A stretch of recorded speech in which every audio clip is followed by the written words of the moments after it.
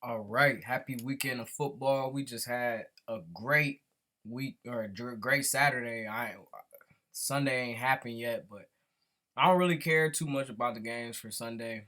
Obviously, the game that I would like to watch is the Kansas City Chiefs. I'm not really too much. I mean, Beast Mode is my guy and all, but I just don't see him having a big effect. But I'll be watching it regardless, so that's whatever. But since I'm already talking about it, because I didn't know what to kind of jump in first, but since I already just mentioned the Saturday, old Browns lost. I know people don't like when I say that shit. Yeah, the old Browns looking like the real Browns. I mean, but at least y'all made it though. Like, don't be salty that y'all got knocked out in the first round or whatever like that. At least y'all made it. Like that's a different thing. You know what I'm saying? We over here, we was on the couch. And then speaking on the couch, also wanted to shout out to OBJ. He had kicked it with one of my OGs, man. My OG sent me like a picture of the Rolls Royce and a picture with him, and I'm like, man, that Rolls Royce is hard. So I thought that was real dope. You know what I mean? You know what I mean? Just be out here in the community, being on the streets. You know what I mean? Just like an everyday person. You know what I mean? Really embracing Cleveland, being out here. Like I think that's real awesome as far as that go. And so yeah, I'm excited to look forward to him playing next year and having a better season, man. So that's big. But no, old Browns lost. The 49ers. My guy, my candidate, my recruit, Sailor is still in the runnings.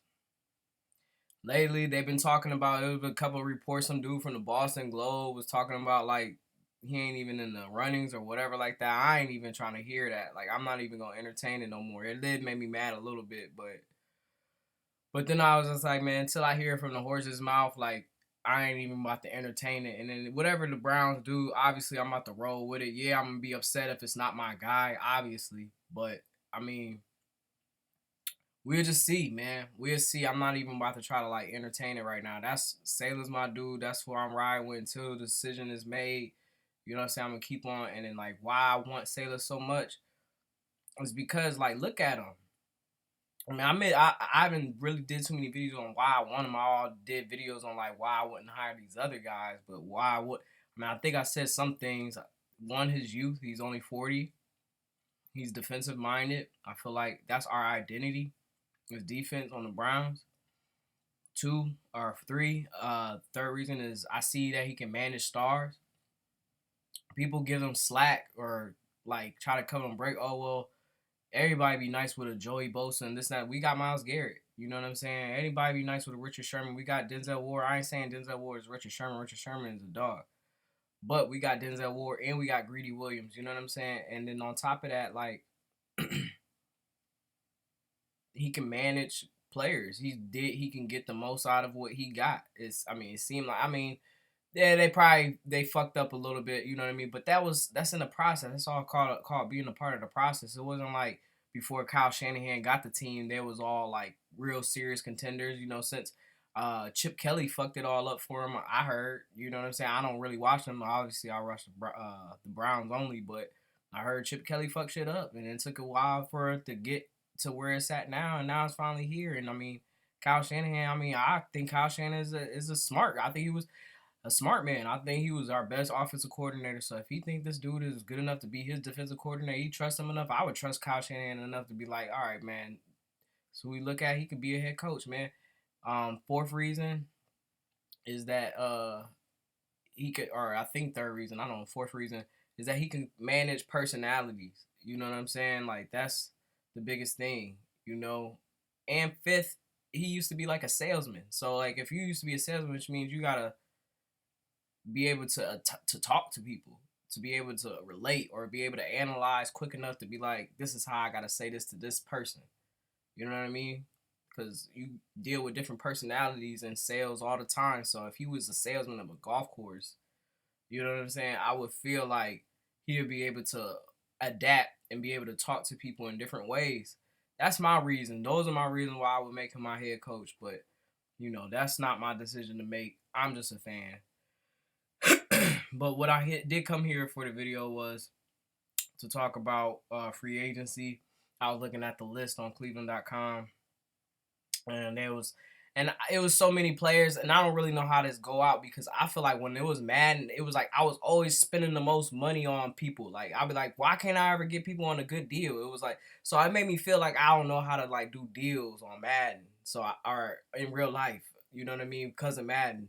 So like I'm just picking 5 players I feel like that is a must sign, and these are in ranked orders, but this all can change, I guess, based off of what they are asking for. But these are like my key guys where I was like, out of that unrestricted and restricted people for 2020, like these are my top 5 guys that I would say. Number 1 is Joe Schobert. I feel like Joe Schobert is number 1 for me because of the loyalty. 2 is just the professionalism. 3 is the way that he's able to be a teacher and a player at the same time. When he's healthy, he's like, one of the best. I feel like in his, I mean, like I said, I would give him some top 5 money for real. I would give him top 5 money if it came down to it. As far as what, like I said, just those 3 things right there. And I feel like with us probably going through another potential change, Joe Schobert has proven to me enough that he's able, he's smart enough to be able to pick up a playbook, dissect it, regurgitate it, and not even just regurgitate it, but be able to understand and teach it. You know what I'm saying? That's the biggest thing, to teach it. Other just regurgitating could just be like memorization, but to actually like teach it and educate your players and get everybody ready. That's until we get to a pick where we can get a top. I mean, you can get a top 10 linebacker, but I ain't really looking at the linebacker class because we about to talk about the draft too. But let me go ahead and move on to my next one. So my number 2 is Kareem Hunt. He's number 2 because he would be number 1, but it's number 2 because sometimes I feel like you to succeed, you probably need to be away from your home, but at the same time, for what he means for the Cleveland Browns, and he knows. I mean, he said he's a Cleveland Brown fan, and I believe him. Some people say that stuff, and they really not. Like, they might be a Steelers fan on the low, but I think he was really one, and he probably just got family members that are like, other fans like anybody else. So, I think he's number 2 just because of what he can do. I mean, obviously, what you're getting him for, you're kind of like looking at that because obviously you got to pay Nick Chubb when it comes time to pay Nick Chubb. But if we can get him for a nice price, you know what I mean? And that's my number 2. I don't know. Contracts aside, I'm going to stop talking about contracts and money because it's kind of hard. But these are my number 3. My number 3 is Damarious Randall. I feel like he didn't have a great year this year, but I do feel that if he was more healthy throughout the season, or if he was, I think health was the biggest thing. I would pick him number 3. Number 4 is Eric Murray. I just like what I've seen from him going throughout the season, but he was also another one that's kind of not healthy. So obviously, I'm talking about money, but that's my 4. And number 5 is Rashad Higgins. I feel like Rashad got played this past season. I think he needs a little bit more of an opportunity to really do what he could do, especially between going back and forth with Callaway and all that. There's certain players that didn't make my list. Obviously, those are just my 5. I mean, mentions, I can say Ricky Seals Jr. and Greg Robinson.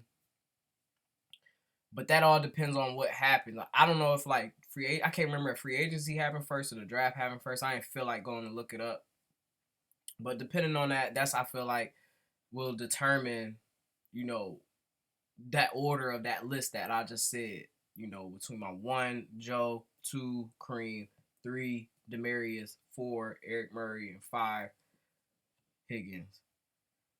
So that's that. Now I'm gonna talk about my draft picks.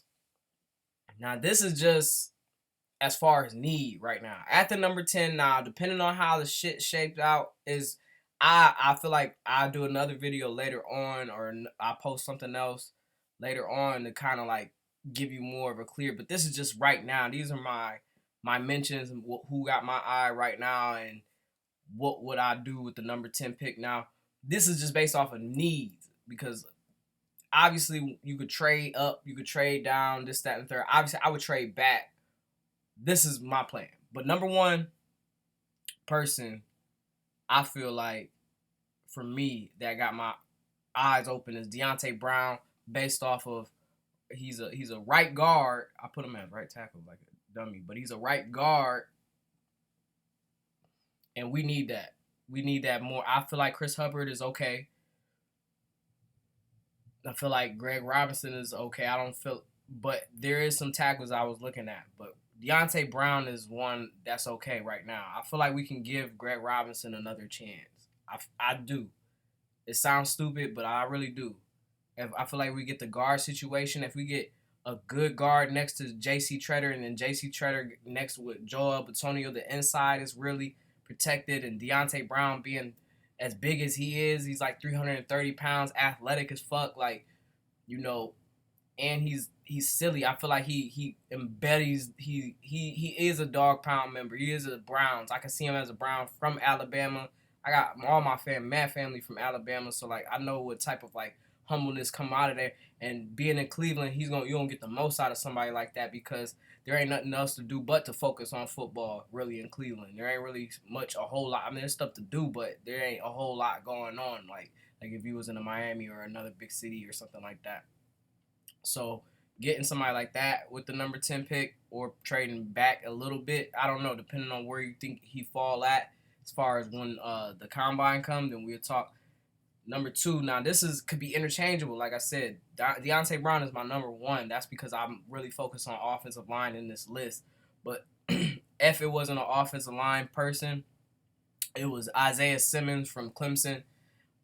Strong safety, I will put him at. I think he kind of remind me of Denzel Ward, and I feel like he had just already blend in with our secondary course already. I feel like with the people that we got in secondary adding um Isaiah Simmons to that fold, that's dog pound, bro. Like those is like we will have like our own version of Legion of Boom, which would be great to have with Robert Saleh there, somebody that was worked with the Legion of Boom. So if like he could be like the Isaiah Simmons would be like the Cam Chancellor dude. He's a great tackler, and we struggle on tackles a lot throughout this season. I feel like so to have somebody that knows how to tackle, that tackles, I mean that brings people down, you know. And then we getting that with Taki Taki. We like it's coming together. It's starting to gel. We gonna have a solid defense if we. I mean, he's probably the most solid top 10 pick. I would like not question that at a top 10 pick. I don't feel like we have to trade out or anything like that. If he was available right there at the 10, you go ahead and take him at the 10. Number 3 is Alaric Jackson, which is probably he's a left tackle, which is probably like throwing people off. He's out of Iowa. And to me, I think, all right, so I got Tristan as 4. Tristan Wirfs, the right tackle. Tristan Wirfs is better, but I just feel like we already got Chris Hubbard on the contract. I feel like he still needs a little bit more time. He still got time to prove himself. He's not terrible because obviously Nick Chubb ran for 1,000 yards, but like I feel like that left guard play is something that was really hurting them. You know, if you have a solid left guard, then everything can happen. But I got Alaric Jackson ahead of him, obviously, because of I didn't know what was going on with Greg Robinson, and I was right because when I looked at the stuff that he was going to be a free agency. So if we do let him go, we can get Alaric Jackson somewhere, depending on where he gonna fall at, maybe second or third round. Like I said, depending on where he gonna be at. I see somebody that don't lose his one-on-one matchups at all, really. The only bad thing about him is his assignments. I feel like his switches and stuff like that maybe a little bit off, so you might gotta get there. But I see somebody that wants to that continually want to improve based off the interviews and everything like that. Seems like somebody that's good to talk to. And like I said, that's my 3, Alaric Jackson, and number 4 in my is Tristan Wirfs. But number 5 is left guard John Malchan from Boise State. I don't know how to say it, but I would move him from left guard to right guard if, you know what I'm saying, he's available. Like, I would draft him too. I would draft all of these dudes and let them like kind of like compete if we are able to draft all these dudes. as far as on the line. But like I said, the Isaiah Simmons one, that might be a game changer. So I probably would. That's probably the more solid one. But there you go. My list again: Deonte Brown, right guard out of Alabama. 2, Isaiah Simmons, strong safety or linebacker, I guess, out of Clemson. Alaric Jackson, left tackle out of Iowa. Tristan Wirfs, right tackle out of Iowa. And John Malchan, guard out of Boise State. So that's my list. I might do another video sometime soon. We'll see.